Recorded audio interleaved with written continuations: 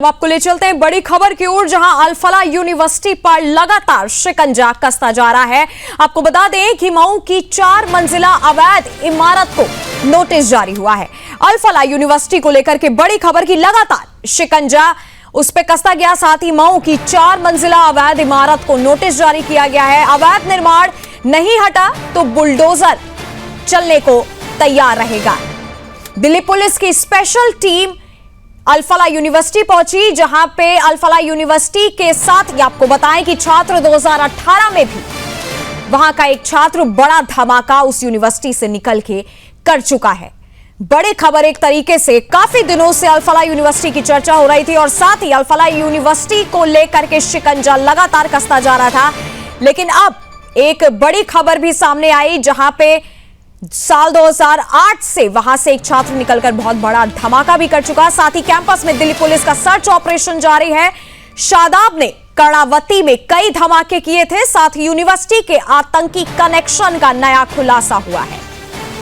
बता दें कि पढ़ाई के दौरान ही हमले करने की तैयारी ये छात्र कर रहा था। अल-फलाह यूनिवर्सिटी पर लगातार कसता शिकंजा और उसके बाद लगातार कार्रवाई हो रही है। आपको बता दें कि अल-फलाह यूनिवर्सिटी के 10 डॉक्टर अब भी रहस्यमयी तरीके से लापता है। अब ये 10 डॉक्टर कहां लापता है, कहां गायब है, इन सब की जांच की जा रही है। साथ ही श्रीनगर सेंट्रल जेल से मुजमिल को लेकर एनआईए की टीम निकली है। बड़ी खबर कि जेल से अब मुजमिल को लेकर एनआईए की टीम निकली। हालांकि दिल्ली ब्लास्ट में जो कुछ भी हुआ, इस पूरे मामले की जो एक जांच है वो एनआईए के हाथ में सौंप दी गई थी और अब मुजमिल को लेकर एनआईए की टीम निकली। साथ ही आपको बता दें कि दिल्ली में डॉक्टर शाकीन से आमने सामने पूछताछ होनी बाकी है। मौलवी इरफान को भी दिल्ली एनआईए की टीम ला रही है। साथ ही अनंतनाग मेडिकल कॉलेज में एनआईए की छापेमारी हुई है। अल-फलाह यूनिवर्सिटी से जितने भी कनेक्शन लोगों के निकले उन सब की जांच की जा रही है। साथ ही आपको बता दें कि अनंतनाग मेडिकल कॉलेज में भी एनआईए की छापेमारी जारी है। लगातार अल-फलाह यूनिवर्सिटी पर शिकंजा कसता जा रहा है। साथ ही यह भी बताया गया कि साल 2018 में वहां से एक छात्र निकलकर उसने कई हंगामे किए थे। आपको बता दें कि दिल्ली ब्लास्ट में फरीदाबाद की अल-फलाह यूनिवर्सिटी की भूमिका सामने आने के बाद एनआईए और ईडी जांच कर रही है। इसके तहत ईडी ने अल-फलाह ग्रुप के चेयरपर्सन जवाद अहमद सिद्दीकी को गिरफ्तार कर लिया है। बुधवार को उनको कोर्ट में पेश किया गया, जहां से उन्हें 13 दिन की ईडी की कस्टडी में भेज दिया गया। कोर्ट में जांच एजेंसी ने खुलासा किया कि सिद्दीकी ने 415 करोड़ का घोटाला किया है। वो विदेश भागने के फिराक में थे। प्रवर्तन निदेशालय ने कोर्ट में बताया कि जवाद अहमद सिद्दीकी के पास देश छोड़ने के स्पष्ट इरादे थे, क्योंकि उसके करीबी परिवार के कई सदस्य खाड़ी देशों में रहते हैं। उसके पास लगातार विदेश में छिपने का मौका था। जांच एजेंसी ने दावा किया कि उसकी भूमिका गंभीर आर्थिक अपराधों से जुड़ी है। वो जांच को प्रभावित कर सकता है, साक्ष्य छुपा सकता है या रिकॉर्ड नष्ट कर सकता है। इस गिरफ्तारी के पीछे अहम वजह अल-फलाह ग्रुप का 415 करोड़ का घोटाला आया। ईडी ने बताया कि अल-फलाह ग्रुप, उसके ट्रस्ट, झूठे एक्रीडिटेशन और गलत रिकॉग्निशन के दावों के सहारे छात्रों और अभिभावकों से भारी भरकम फीस वसूली गई। अभी तक 415 करोड़ रुपए का घोटाला सामने आ चुका है, जो इससे भी अधिक हो सकता है। इस ग्रुप से जुड़े यूनिवर्सिटी की भूमिका दिल्ली धमाके में सामने आई थी। यहाँ के 3 डॉक्टर, एक व्हाइट कॉलर टेरर मॉड्यूल जुड़े हुए पाया गया था। इनमें से एक डॉक्टर उमर नबी ने ही लालकोट के पास धमाका किया था।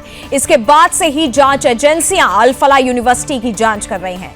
इस दौरान जवाद अहमद सिद्दीकी की भूमिका संदिग्ध पाई गई, जो कि अल-फलाह चैरिटेबल ट्रस्ट का फाउंडर और मैनेजिंग ट्रस्टी है।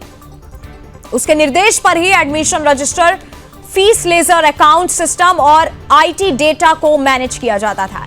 एजेंसी के साफ आरोप लगाया गया है कि सिद्दीकी रिकॉर्ड्स में छेड़छाड़ कर सकता है, सबूत खत्म कर सकता है। इसी वजह से उसकी कस्टडी बेहद जरूरी है।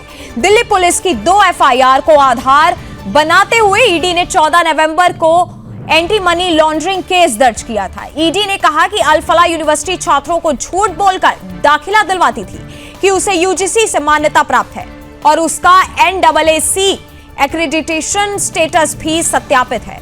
ईडी के अनुसार ये दोनों दावे बेबुनियादी पाए गए। यूजीसी द्वारा फंडेड NAAC एक ऑटोनॉमस बॉडी है, देश भर की यूनिवर्सिटीज की विश्वसनीयता जांचती है। इसका गलत इस्तेमाल किया गया साल 1990 में।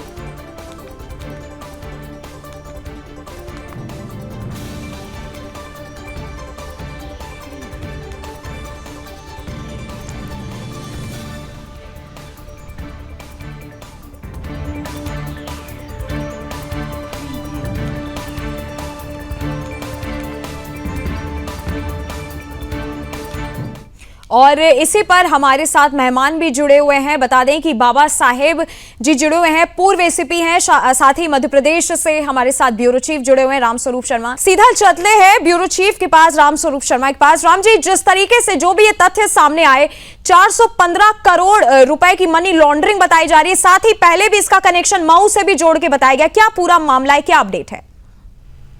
देखिए, मैं सबसे पहले आपको बता दूं कि बहुत सारे जो अलग अलग एंगल है उस पर आप न केवल मध्य प्रदेश सरकार की जो एजेंसी हैं वो, बल्कि केंद्र सरकार की भी जो अलग अलग एजेंसियां हैं, चाहे वो सुरक्षा एजेंसियां हो या आपराधिक जो आर्थिक अपराध होते हैं उनसे जुड़े हुए मामले हो, वो सभी अब इस पूरे मामले को लेकर जो एजेंसी है वो अब इस पूरे ग्रुप को घेरने की कोशिश कर रही है। न केवल प्रवर्तन निदेशालय ने बल्कि और जो दूसरे ग्रुप से अलग अलग एजेंसियों के, अलग अलग जांच एजेंसियों के, अलग अलग संस्थाओं के, उन सभी के राडार पर जो अल-फलाह यूनिवर्सिटी है उसके चेयरमैन और उसका जो परिवार है और उसके जो गुर्गे हैं वो सभी अब उनके निशाने पर आ गए हैं। और जहां तक बात मध्य प्रदेश के महू की है तो मध्य प्रदेश की महू का जो पहले से जो रिकॉर्ड है और उसकी जो पृष्ठभूमि है वो पहले से ही आतंकवादी गतिविधियों में उसकी संलिप्तता पाई गई है। सिमी यानी इस्लामिक मूवमेंट ऑफ इंडिया के जो गुर्गे हैं वो इसी इलाके से वास्ता रखते थे और जो दूसरे आतंकवादी संगठन है वो अलग अलग जगह मध्य प्रदेश की जो राजधानी भोपाल है और उसके जो दूसरे इलाके हैं उनकी अलग अलग जगह से पनाहगाह है। तो निश्चित तौर पर अब जो आपने अल-फलाह जो यूनिवर्सिटी है उसकी, उसके चेयरमैन की और उसके परिवार की जिस तरह से जो सवाल किया है उसके बारे में जो निकालकर जानकारी सबसे पहले आई है कि ये यूनिवर्सिटी का जो चेयरमैन है वो और उसके भाई को हाल ही में गिरफ्तार किया गया है और ये इनके ऊपर जांच एजेंसियां के शिकंजे कसे जाए और बहुत सारे खुलासे हो। उससे पहले इनने विदेश भागने की, खाड़ी देशों में भागने की प्लानिंग की थी, लेकिन वो प्लानिंग विफल हो गई और अब इन्हें गिरफ्तार कर लिया गया है। तो ये तो एक तरफ इनकी गिरफ्तारी हुई है और दूसरी बात, इसके जो भाई हैं उनको हैदराबाद से गिरफ्तार किया गया है आर्थिक मामलों को लेकर। एक बड़ी जांच जो कि 2016 से चल रही थी वो लंबित थी, उस जांच की जो जानकारी है, उसकी जो रिपोर्ट है वो सामने आई, उसके बाद इसको हैदराबाद से दबोचा गया है। और यहाँ मध्य प्रदेश की अगर महू की बात की जाए तो महू का जो छावनी प्रशासन है उन्होंने एक नोटिस दस्ता किया है और 3 दिन का अल्टीमेटम दिया है उस मकान को, उस इमारत को जमींदोज करने के लिए, ध्वस्त करने के लिए, जिसे 1996 और 97 में अवैध माना गया था। मतलब 1996 और 97 में जब इसको बनाया गया था तभी इसको अवैध निर्माण माना गया था और उसको मानकर यह एक नोटिस जारी किया गया था। लेकिन तब से लेकर आज तक महू का जो छावनी प्रशासन उसने कार्रवाई नहीं की थी, लेकिन अब छावनी प्रशासन के राडार पर, उसके निशाने पर ये जो इमारत है, ये जो भवन है जो इनके परिवार का है, उसको बाकायदा एक नोटिस चस्पा किया गया है और 3 दिन का अल्टीमेटम।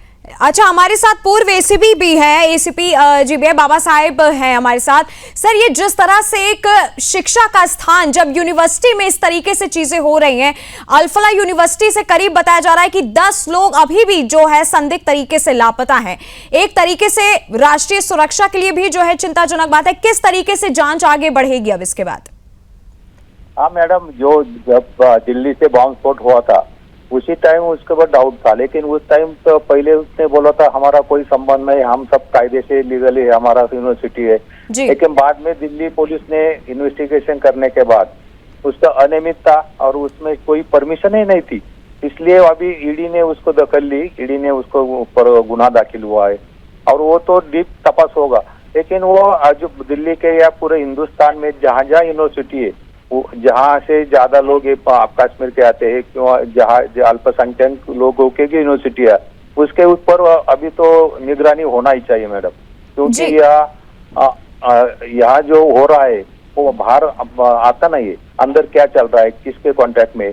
अभी ये यूनिवर्सिटी का पूरा तपास तो एनआई बाद में करेगी, लेकिन पहले ईडी करेगी। ईडी पुलिस ने गुनाह दाखिल किया है, वो तो होना चाहिए मैडम। हर एक यूनिवर्सिटी के ऊपर जो डाउटफुल है उसको निगरानी में रखना चाहिए। जी राकेश जी, जिस तरीके से जो भी तथ्य अब सामने निकल के आए हैं, सुरक्षा एजेंसियां लगातार जांच कर रही हैं, सवाल ये है कि जिस तरीके से जो डिजिटल डिवाइस बरामद होते हैं या जो भी सबूत सामने निकल के आते हैं, किस तरीके से आगे सुरक्षा एजेंसियों को मदद मिलती है उन सब चीजों से कि कहां पे किस तरीके से क्या जांच करनी है, खतरे का कैसे पता लगाया जाता है?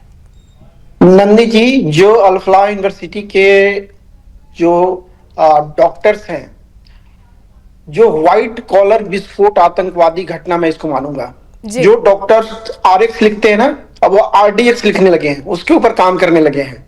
तो एक बड़ा भय का माहौल देश के अंदर बना तत्काल, लेकिन तारीफ करनी पड़ेगी हमारी सुरक्षा एजेंसियों की, NIA की त्वरित कार्रवाई हुई और पूरे देश में इनके हर एक ठिकानों को ध्वस्त किया गया।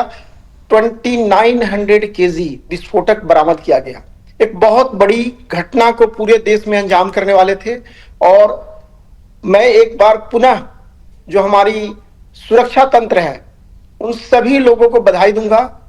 हम कहते हैं ना कि सुरक्षा में चूक के लोग बात करते हैं। जो सुरक्षा तंत्र है हर बार कामयाब होता है, लेकिन आतंकवादियों को एक बार कामयाब होता है एक बड़ी घटना करने के लिए, लेकिन उसको भी हमारे सुरक्षा तंत्र ने विफल कर दिया है और पूरे देश में एक बड़ी घटना होने से देश को बचाया। इसमें जैसे मोहम्मद का नाम आ रहा है, जो बातें निकल के आ रही है कि जो एक डॉक्टर से तुर्की गए थे, वहां पे इन्होंने ट्रेनिंग लिया और इसमें तुर्की पाकिस्तान का भी कनेक्शन सामने आ रहा है और साथ साथ बांग्लादेश का भी। तो इसके ऊपर बड़ी कार्रवाई होने वाली है जी। और जो डिजिटल चीजें बरामद हुई है NIA उसे खंगालेगी और इसके जिस नेटवर्क में जो हम बात करते हैं कि नेटवर्क को सपोर्ट करने वाले लोग भी नहीं बख्शे जाएंगे। जी राकेश शर्मा जी, मैं आपको यहाँ पे जी रोकना चाहूंगी। राकेश शर्मा जी, समय की कमी हमारे पास है और आप सभी मेहमान का हमारे साथ जुड़ने के लिए बहुत बहुत धन्यवाद। फिलहाल अल्फला यूनिवर्सिटी पे लगातार शिकंजा कसता जा रहा है। जिस तरीके से सुरक्षा एजेंसी अपना काम कर रही हैं, आगे भी पता लगाया जा रहा है कि आखिरकार इस पूरी साजिश के पीछे कौन पर्दे के पीछे से काम कर रहा है और कौन ऊपर बैठ करके हुक्म दे रहा है।